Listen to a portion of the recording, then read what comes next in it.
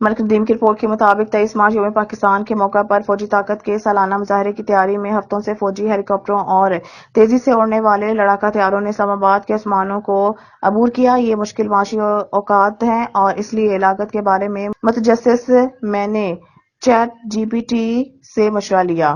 اس نے مجھے بتایا ہے کہ حملہ آور ہیلی کاپٹر چلانے کی قیمت $3,851 سے $20,642 فی گھنٹہ تک ہو سکتی ہے۔ لڑاکا طیارے زیادہ تغیرات دکھاتے ہیں۔ ہلکے ماڈلز کی قیمت $4,500 $55,500 فی گھنٹہ ہے اور بھاری طیارے 20,000 سے 60,000 تک پہنچتے ہیں۔ ایک فضائی ڈسپلے بلا شبہ محض ایک آئس برگ کا سرا ہے، نیچے پریڈ کی قیمت بہت زیادہ ہے۔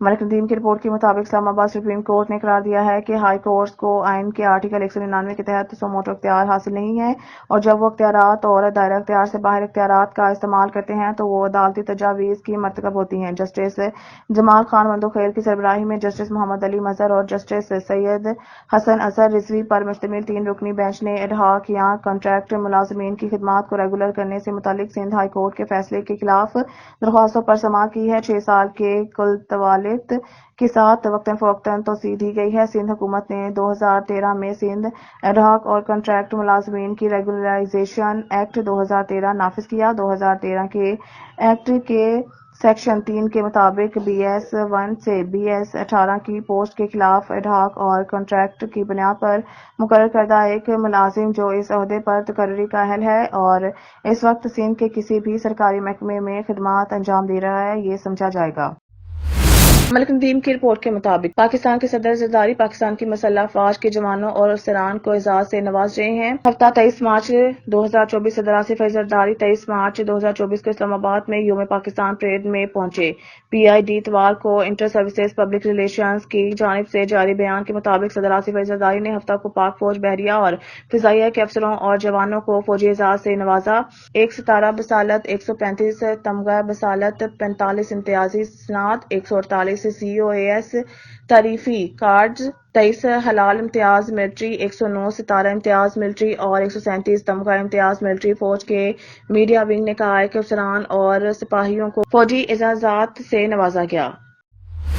ملک ندیم کی رپورٹ کے مطابق اسلام آباد صدر آصف علی زرداری نے ہفتے کے روز سعودی عرب کی وزیر دفاع شہزادہ خالد بن سلمان ال سعود کو پاکستان کے اعلیٰ ترین سول اعزاز نشان پاکستان سے نوازا۔ سعودی معزز جو یوم پاکستان پریڈ کے مہمان خصوصی بھی تھے کو ان کی پاکستان اور اس کے عوام کے لیے خدمات، دفاعی تعاون بڑھانے، دو طرفہ تعلقات کو مضبوط بنانے اور خطے میں امن کی کوششوں میں تعاون پر نوازا گیا ہے۔ اسلام آباد کے ایوان نے صدر میں ہونے والی تقریب میں وزیر اعظم Shehbaz Sharif, chief of army staff COAS general Asim Munir, وزیر دفاع خواجہ آصف اور دیگر اعلیٰ حکام نے شرکت کی۔ ملک ندیم کی رپورٹ کے مطابق FIA cyber crime circle Rawalpindi کی بڑی کارروائی۔ Additional director cyber crime circle Rawalpindi Abdul Rauf کی ہدایت پر سب انسپکٹر عثمان بشارت کی چھاپہ مار کارروائی۔ آن لائن جنسی ہراسگی میں ملوث 2 ملزمان گرفتار۔ گرفتار ملزمان میں عادل افتخار اور احسن قیوم شامل۔ ملزمان نے خاتون کی قابل اعتراض تصاویر اور ویڈیو شیئر کی۔ ملزمان شکایت کنندہ کو بلیک میل بھی کر رہے تھے۔ ملزمان قابل اعتراض مواد کی آڑ میں متاثرہ سے رقم بھی وصول کرتے رہے۔ ملزمان نے مجموعی طور پر 68,000 روپے بطور تاوان بھی وصول کیا۔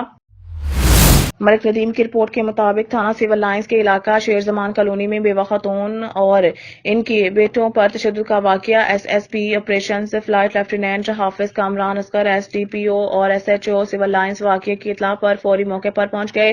بیوہ خاتون اور ان کے بیٹیوں پر تشدد میں ملوث ملزم ریاض شاہ کو گرفتار کر لیا گیا۔ مجھ پر اور میرے بچوں پر میرے دیور ریاض شاہ نے تشدد کیا ہے، جبکہ دوسرے دیور افتخار شاہ نے فون پر دھمکیاں دی۔ شکایت کنندہ خاتون سول لائنز پولیس واقعے کا مقدمہ درج کر رہی ہے۔ بیوہ خاتون اور ان کے دیوروں کے درمیان مکان کی ملکیت کے حوالے سے کیس معزز عدالت میں زیر سماعت ہے۔